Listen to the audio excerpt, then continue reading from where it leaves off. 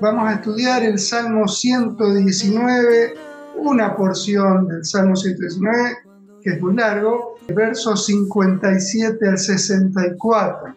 Recordemos que el Salmo 119 es un gran salmo que exalta la palabra de Dios y nos instruye a cómo esta palabra de Dios tiene tanta repercusión en nosotros los creyentes, ¿no? Es una palabra que es viva, es eficaz.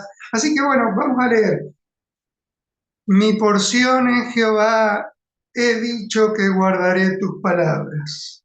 Tu presencia supliqué de todo corazón. Ten misericordia de mí según tu palabra. Consideré mis caminos y volví mis pies a tus testimonios. Me apresuré y no me retardé en guardar tus mandamientos. Compañías de impíos me han rodeado, mas no me he olvidado de tu ley. A medianoche me levanto para alabarte por tus justos juicios. Compañero soy yo de todos los que te temen y guardan tus mandamientos. De tu misericordia, oh Jehová, está llena la tierra. Enséñame tus estatutos. Muy bien. La primera frase de este salmo dice: mi porción es Jehová, mi porción es Jehová. Ustedes saben que cuando en Israel se repartieron las tierras conquistadas, hubo una tribu que no recibió herencia de tierras. Esa tribu es la tribu de Leví, los levitas. Y la razón por la cual no se les concedió tierra, no se les concedieron tierra, como las demás tribus, fue porque ellos fueron consagrados al sacerdocio santo. Y Dios les dijo: yo soy tu herencia. Vamos a ver en Deuteronomio 18:2 qué es lo que dice de los levitas, de esta tribu de Israel, los levitas. Dice: no tendrán pues heredad entre sus hermanos, Jehová es su heredad, como él les ha dicho. Este concepto de Dios como herencia es fuerte en toda la Escritura. Fíjense cómo el salmista Asaf, quien por cierto también fue un levita, lo expresa en el Salmo 73, versos 25 al 26. Asaf dice: ¿a quién tengo yo en los cielos sino a ti? Y fuera de ti nada deseo en la tierra. Mi carne y mi corazón desfallecen, mas la roca de mi corazón y mi porción es Dios para siempre. Mi porción es Dios, ¿no? Sí, que es una porción, un trozo de algo, ¿no? Si cortamos una torta en porciones, mi porción sería la parte que me toca a mí, ¿no es cierto? Bueno, hay porciones más grandes, porciones mejores que otras. Bueno, la porción de las otras tribus de Israel fue tierras, ¿sí? Y los levitas parecían haber sido desfavorecidos en cuanto a ese tipo de herencia, ¿no? Pero no, sino todo lo contrario, todo lo contrario. La porción de ellos como sacerdotes era Dios mismo. Y vamos a ver Malaquías 2:7. Este versículo va a resumir de alguna manera la tarea del sacerdote. Fíjense lo que dice: porque los labios del sacerdote han de guardar la sabiduría, y de su boca el pueblo buscará la ley. ¿Por qué? Porque mensajero es de Jehová de los ejércitos. Mensajero de Dios. Qué enorme privilegio que Dios dio a los sacerdotes, ser nada más y nada menos que los mensajeros de Dios para instruir al pueblo en la sabiduría divina. Ahora, yo quiero decirte algo, hermano, hermana, algo muy importante. esta definición de lo que Dios espera de los sacerdotes no ha cambiado, pero lo que sí ha cambiado es que en el Nuevo Testamento Dios ha constituido como sacerdotes a todos sus hijos y a todas sus hijas, a toda su iglesia. Ha establecido lo que nosotros llamamos el sacerdocio universal de todos los creyentes, ¿sí? Primera de Pedro 2:9 dice, de todos los creyentes, dice, mas vosotros, está hablando Pedro a toda la iglesia, a todos los creyentes, mas vosotros sois linaje escogido, real sacerdocio, nación santa, pueblo adquirido por Dios, ¿para qué? Para que anunciéis las virtudes de aquel que os llamó de las tinieblas a su luz admirable. ¿Se dan cuenta? Ahora somos un real sacerdocio, real de realeza. Estamos sirviendo al Rey Jesús, ¿no es cierto? La iglesia es ahora el pueblo, el real sacerdocio al que Dios ha constituido como sus voceros, ¿no? Y nuestra tarea hoy es ser mensajeros de Dios al mundo, anunciar no las virtudes nuestras, sino las virtudes de Dios, las virtudes de aquel que nos llamó de las tinieblas a su luz admirable. Y así como los sacerdotes levitas tenían por heredad a Dios mismo, Dios les había dicho, yo soy tu herencia, nosotros también, como pueblo de sacerdotes, tenemos que tomar conciencia de que la mayor riqueza y la mejor riqueza que tenemos es nuestra comunión con el Trino Dios. Él es nuestra herencia, Él es la parte que nos toca, Él es nuestra porción, Él es nuestra mayor riqueza. Qué enorme privilegio tenemos, hermanos. Cuando hablamos de las recompensas de Dios, muchos piensan en las calles de oro, el mar de cristal, la corona que Dios va a darnos, ¿no es cierto? Pero debemos tomar conciencia de que nuestra mayor herencia y nuestra mejor herencia no está constituida por algún bien que Dios pueda darnos, sino por Dios mismo, por Dios mismo. Él es nuestro gozo, Él es nuestra razón de ser. Sin Él, nada de lo demás tiene sentido. Cuando entremos al cielo, nuestro mayor gozo, nuestra mayor alegría será ver a Cristo cara a cara. Estaremos buscando dónde está el Señor. Quiero postrarme ante sus pies. El cielo es el cielo porque Dios está ahí. Porque Dios está ahí, su presencia, su santidad, su majestad, su hermosura. Esta es la convicción de salmista y esta debe ser tu convicción, mi convicción también. Nosotros, los hijos de Dios, la iglesia de Cristo, tenemos en Él nuestra mayor y mejor herencia. ¿Y saben qué? Una de las características de aquellos que se dan cuenta de estas cosas es que tienen un compromiso profundo con su palabra, que aman su palabra. Es por eso que el salmista expresa su deseo de obedecer los mandamientos divinos. Fíjense, el verso 57, otra vez dice, mi porción es Jehová, he dicho que guardaré tus palabras. Es el deseo profundo de él guardar la palabra del Señor, obedecerle. De alguna manera decir, el Señor es mi porción, y también decir, no tengo otro refugio, no anhelo otra cosa que estar delante de la presencia de Dios, obedeciéndole y viviendo para su gloria, realmente el deseo de cada hijo de Dios.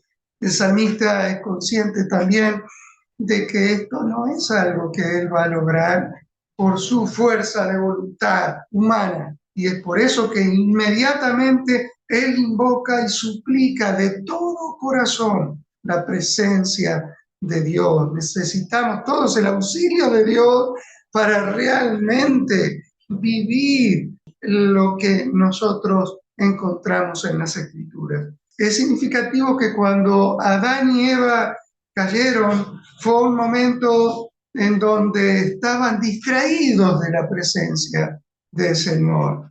Es por eso que la voz de Dios se les difuminó, se les volvió un recuerdo vago, y en ese momento es cuando resonó fuerte en el huerto la voz de la serpiente. Algo que te pasa a vos, me pasa a mí también, ¿no es cierto? Perdemos de vista la presencia del Señor y hacemos lío, ¿no? Pero el salmista suplica la presencia del Señor. ¿Por qué? Porque se da cuenta de que sin Dios lo único que nosotros hacemos, como dijimos, es lío. Y aquí introduce una palabra clave dentro de toda la Escritura. Es la palabra misericordia. Ustedes saben que misericordia está compuesto por dos palabras, miseria y corazón, ¿sí? Y cuando decimos que Dios tiene misericordia de nosotros, es como decir que Dios se ha dignado poner su corazón en nuestra miseria. Y lo único a lo cual nosotros podemos aferrarnos, aún después de haber caído, Dios ha diseñado su misericordia no para los que se han portado bien. Los que se han portado bien tienen su recompensa, ¿no es cierto? Pero los que se han portado mal, ¿qué esperanza tienen? La misericordia de Dios. Que Dios ponga su corazón en nuestra miseria. Eso nos dice que sea cual sea el pozo donde te hayas caído, hay esperanza. Que aún siendo nosotros pecadores, Cristo murió por nosotros. Es decir, Cristo no esperó a que nos portáramos bien para salvarnos. Y el hecho de que nosotros tengamos un Dios tan misericordioso es aquello que nos llena de esperanza finalmente, ¿no? Fíjense cómo lo expresa Jeremías en el libro de Lamentación.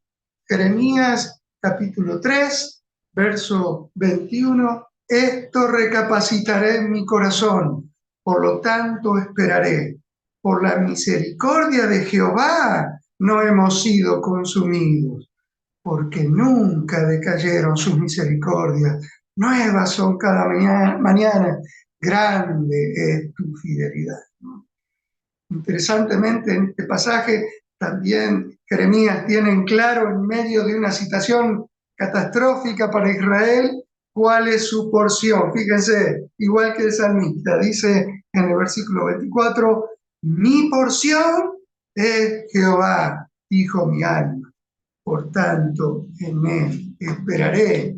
El verso 31 y 32 dice, porque el Señor no desecha para siempre, antes se aflige, también se compadece, según la multitud de sus misericordias. Entonces la misericordia de Jehová es mencionada como el elemento clave que nos salva finalmente ¿de qué? De nuestra propia insuficiencia humana. Muy bien, volvemos a nuestro Salmo 119, verso 58. Tu presencia supliqué de todo corazón. Ten misericordia de mí según tu palabra. Es por la misericordia de Dios que Él no deja que nos vaya bien haciendo las cosas mal, ¿no es cierto? Es su misericordia que estorba nuestros planes. Muchas veces cuando nos hemos desviado de sus caminos. Es su misericordia la que te estorba, ¿sí? Y cuando necesitas parar, necesitas reconsiderar y volver tus pies a la senda correcta porque te has desviado. Y es lo que está diciendo aquí el salmista. Fíjense el verso 59. Él dice, consideré mis caminos y volví mis pies a tus testimonios. Volví mis pies a tus testimonios. Significa que sus pies se habían desviado de los testimonios de la palabra del Señor, ¿no es cierto? y que Él vuelve a caminar otra vez en la senda correcta. ¿Saben cómo se llama eso en la Biblia? Se llama arrepentimiento. Considerar nuestros caminos a la luz de la palabra del Señor, darnos cuenta que nos hemos desviado y volver nuestros pies al camino angosto de la obediencia a su palabra. Verso 60. Dice, me apresuré y no me retardé en guardar tus mandamientos. Me apresuré, dice el salmista, no me retardé. ¿En qué? En guardar tus mandamientos. Eso es lo que Dios espera de tu vida, de mi vida también. Que cada uno de nosotros no se tarde, que se apresure a qué, a guardar sus mandamientos. Cuando nos damos cuenta que nos hemos desviado, a la luz de la palabra, no esperar que la cosa sea más grave, ¿no? Que el pecado se profundice, venir al Señor rápidamente, confesar nuestra falta en arrepentimiento y fe, recibir su perdón, su limpieza, su restauración, fruto de su misericordia en nosotros. Ser rápido para hacer eso, no esperar mucho. Dios no se tarda en perdonar cuando hacemos esto, ¿no? ¿Saben? Cuando decidimos actuar rápidamente, ir a Dios como estamos, así sea con barro hasta el cuello, ¿no? Si vamos con la actitud correcta de humildad, de humillación, sin caretas, delante de su presencia, diciéndole, Señor, yo fallé, perdóname, ayúdame a caminar rectamente, ¿no?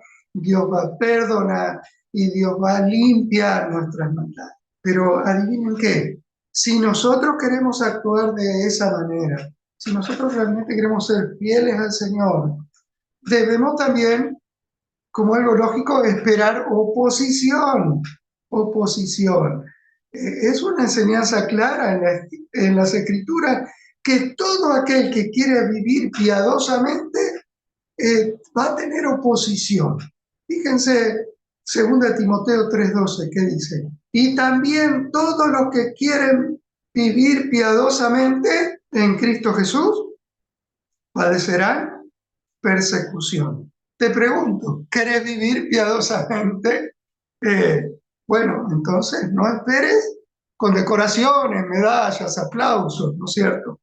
¿Por qué? Porque tu enemigo no se va a quedar quieto, ¿no es cierto? Cuando nos desviemos, Él va a mandar su gente a tratar de convencerte de que ya no vale la pena acercarte al Señor, si ya le fallaste, ¿con qué cara vas a acercarte al Señor? Y el enemigo tiene su gente, ¿no es cierto? Es lo que le pasó al salmista, fíjense lo que dice el Salmo 60, el verso 61. Él dice, compañías de impíos me han rodeado. Ahí en el tiempo difícil, ¿eh? El enemigo mandando sus secuaces. Compañías de impíos me han rodeado, mas no me he olvidado de tu ley. Hermanos, es por eso que todo aquel que quiera caminar en rectitud delante del Señor debe cuidar mucho con quién se junta. ¿Mm? Las malas compañías corrompen las buenas costumbres, dice la palabra, ¿no? Y si nosotros queremos ser fieles a Dios, hay compañías que tenemos que estar dispuestos a dejar. Hay chismes que no tenemos que escuchar. Hay palabras y razonamientos humanos, destructivos y diabólicos, a los cuales nosotros le tenemos que cerrar la puerta. Debemos dejarlos de lado, ¿no? Muchas veces los comentarios nocivos que entran en nuestra mente y nos condicionan, lamentablemente, muchas veces vienen de personas que parecen cristianas, ¿no? Pero, como dice la palabra, con sus hechos lo niegan. Parecen trigo, pero son cizañas. Parecen ovejas, pero son cabritos, ¿no es cierto? Hay que tener cuidado con eso. No debemos cultivar ese tipo de compañías en nuestra vida, sino aferrarnos a las Escrituras y a aquellos que con la palabra del Señor nos edifican. Recuerden que cuando las palabras tentadoras de Satanás vinieron para hacer desviar a Jesús de su obediencia al Padre, él simplemente contestó: apártate de mí, Satanás, porque escrito está, y mencionó las Escrituras, ¿sí? Escrito está, ¿sí? En la Biblia, en las Escrituras. Y el diablo no pudo hacer otra cosa más que huir. El salmista dice aquí: las malas compañías me rodearon, pero él actuó con sabiduría. Él no se olvidó de las palabras de su Dios, se aferró a las palabras de Dios, resistió la tentación. Bueno, lo mismo debe pasar en tu vida, en mi vida también. Verso 62. A medianoche me levanto para alabarte por tus justos juicios. Saben, todo más tarde o más temprano tendremos algunas noches de insomnio, ¿no? En las cuales los problemas que no sabemos realmente cómo resolver serán como gigantes que vienen a nosotros amenazando con destruirnos, ¿no? Cuando le damos vuelta en la cabeza, se agiganta el problema, se agiganta el problema. Pero qué hermoso antídoto que es la alabanza al Señor en esas noches donde estás dando vuelta en la cama y no puedes dormir. Empieza a alabar al Señor en esas noches. El salmista mira para atrás en su vida, se da cuenta cuán bueno, cuán misericordioso, cuán compasivo, cuán bondadoso ha sido Dios con él en el pasado. ¿Cómo no alabarle? Él es la roca firme en la cual podemos estar seguros. Él es nuestra mejor herencia, nuestra porción, la parte que nos toca. De alguna manera, cuando nosotros decidimos sacar los ojos de los problemas y ponerlos en el Señor, hay algo que experimentamos, ¿no es cierto? Está la paz del Señor que sobrepasa todo entendimiento. Dios siempre, siempre, siempre será infinitamente más grande que cualquier problema que estés atravesando. Él en su soberanía ha permitido ese problema. ¿Para qué? Para lograr un buen fin. Confía en Él, ¿no? Aunque haya situaciones dolorosas en mi vida, entiendo que nada puede hacerme daño finalmente. Que Dios va a transformar las piedras de tropiezo en peldaños en los cuales podremos escalar a una cercanía mayor con Él. Es así que debemos elegir la alabanza y desterrar de nuestra vida la queja avanza, ¿no es cierto? El quejarnos continuamente. Debemos desterrar, debemos alabar al Señor. Y nuestras noches de angustia se transformarán para nosotros en noches gloriosas donde experimentaremos la real presencia de Dios, tal vez como nunca antes. Así que, repasando, vamos a ver qué es lo que ayudó al salmista a recuperar la presencia de Dios en su vida. Fíjense, primero, establecer a Dios en primer lugar. Es necesario que hagamos de Dios nuestra prioridad. La palabra de Dios dice: buscad primeramente el reino de Dios y su justicia. En segundo lugar, las Escrituras le señalaron el camino recto. Las Escrituras, no los razonamientos humanos. Las Escrituras, es ahí donde está nuestra guía. La palabra de Dios es como una antorcha que alumbra en lugar oscuro, ¿no es cierto? Ahí en las Escrituras, ahí está la sabiduría del Señor que nos indica por dónde ir. Muy bien, en tercer lugar, se volvió de su caminar torcido, esto es, se arrepintió a la luz de la palabra de Dios, se dio cuenta que se había desviado y volvió a los caminos rectos del Señor.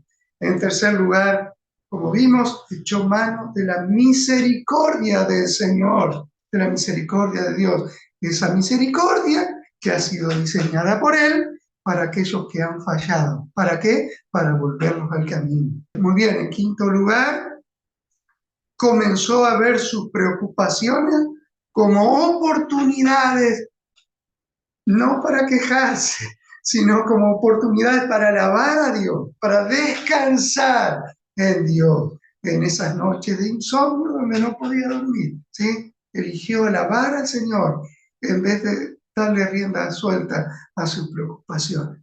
Y en sexto lugar, rechazó las malas compañías. Muy importante, las personas con las cuales te juntás hablan mucho del tipo, de la clase de persona que vos vas a llegar a ser.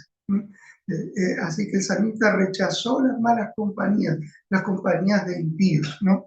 Y en séptimo lugar, vamos a verlo en el verso 63, eligió juntarse con aquellos que temen a Dios y guardan sus mandamientos. Vamos a verlo, verso 63, fíjense lo que dice: compañero soy yo de todos los que te temen y guardan tus mandamientos.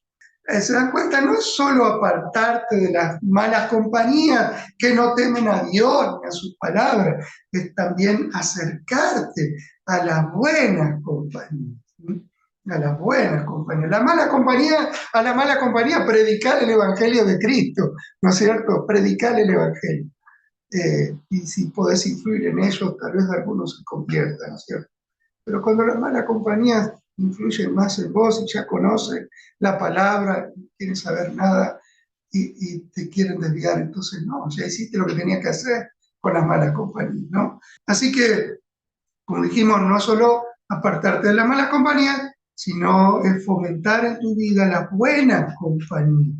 La vida cristiana ha sido diseñada por el Señor no para vivirlo solo, para vivirla solos, sino que cada uno de nosotros debe compartir el camino de la vida cristiana con otros hijos e hijas de Dios. El llanero solitario no debe ser el apodo de ninguno aquí, ¿no es cierto? ¿Por qué? Porque Dios ha diseñado esta vida cristiana de tal manera que nosotros tengamos necesidad los unos de los otros. Es bueno hacer un estudio en la palabra del Señor. ¿Cuántas veces se repite la frase los unos a los otros? Amaos los unos a los otros, exhortados los unos a los otros, perdonados los unos a los otros, y un montón de frases más que terminan los unos a los otros. Dios nos ha hecho para vivir la vida cristiana en compañía de otros. ¿Y quiénes son esos otros? La iglesia del Señor, tus hermanos, tus hermanas, la familia en la fe. Esta es una verdad que nosotros tenemos que reforzar en estos tiempos, ¿no? Estos tiempos donde Internet nos permite tener al alcance de un solo clic los mejores predicadores, ¿no es cierto? Sin tener necesidad, aparentemente, de congregarnos en ningún lugar, ¿no es cierto? Pero ¿saben qué? Cuando atravesamos por grandes conflictos en la vida, por grandes crisis, cuando se nos queman los papeles y no sabemos bien qué hacer, ninguno de esos grandes y elocuentes predicadores va a poder ponerte la mano en el hombro y decirte: hermano, ¿cómo estás? Hermana, ¿cómo estás? Te veo triste, no te veo bien, puedo orar por vos, ¿qué es lo que está pasando? No, ninguno va a poder hacer eso porque ellos ni siquiera te van a conocer, ¿no? Y cuando quieran compartir tus alegrías, tampoco vas a poder llamarles y contarles lo bueno que te está pasando, porque vas a ser un completo desconocido para ellos. Ahora, es bueno escuchar a hombres de Dios, ¿no? Es bueno escuchar a hombres de Dios en Internet como Sugel Michelén, Miguel Núñez, Paul Washer, John MacArthur. Claro que sí, buenísimo, muy bueno. Pero lo que tenemos que tener siempre presente es que Dios ha diseñado nuestra vida para que nosotros para que nosotros la vivamos dentro de una comunidad, dentro de una iglesia local, donde desarrollemos afectos, donde hagamos fuertes los lazos de amistad, de hermandad con otros hermanos cristianos que tienen nombre y apellido también. Y en ese ambiente nos acercamos como comunidad al Señor para ayudar, para ser ayudados. En este rompecabezas nadie tiene todas las piezas, Dios lo ha hecho así. Dios me ha dado a mí algo que vos no tenés, pero Dios te ha dado a vos algo que yo no tengo, y Dios ha dado a otros hermanos algo que a nosotros nos falta. ¿Para qué? Para que funcionemos en equipo, porque es así como Dios lo ha diseñado. Por eso el salmista dice: compañero soy yo de todos los que te temen y guardan tus mandamientos, ¿no? Y cada uno de nosotros debe luchar por fortalecer esos lazos de hermandad, de amistad, con aquellos entre los cuales Dios nos ha puesto. No son gente perfecta, por supuesto, tienen fallas, tienen defectos, igual que yo, ¿no? Pero ¿saben qué?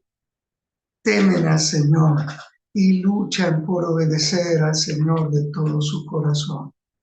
Nuestra actitud ante esto debe ser la de tener un corazón agradecido al Señor por la comunidad de fe también, ¿no? Gracias, Señor, por esta iglesia, por esta pequeña parte de tu pueblo en la tierra a la cual yo pertenezco. Gracias, Señor. Los pastores también nos equivocamos un montón de veces. Somos seres humanos, pero, Señor, gracias por ellos. Yo elijo usar mi lengua, no para criticarlos, sino para orar por ellos, para que vos les muestres, Señor, para bendecirlos, para cuidarlos de las artimañas del diablo. Ustedes saben que los que están en la línea de batalla primera reciben las bombas más de cerca, ¿no es cierto?, del enemigo. Usemos nuestra influencia para orar por los pastores también. El salmista termina esta estrofa exaltando una vez más la misericordia del Señor. De alguna manera reconoce que es esa misericordia divina la que le permite ser un aprendiz de su palabra. De tu misericordia, oh Jehová, está llena la tierra. Enséñame tus estatutos. Hermanos, debemos aprender del salmista su dependencia de Dios al aprender la palabra del Señor. ¿Saben? La Biblia no es un libro cuya finalidad sea enseñarnos verdades intelectuales para que se queden acá nomás. No, no, no, no. La Biblia está diseñada para impactar profundamente en nuestro corazón, nuestra vida. La palabra de Dios es como una espada aguda que nos atraviesa de lado a lado, que nos cambia realmente. Esa palabra produce fe en nosotros.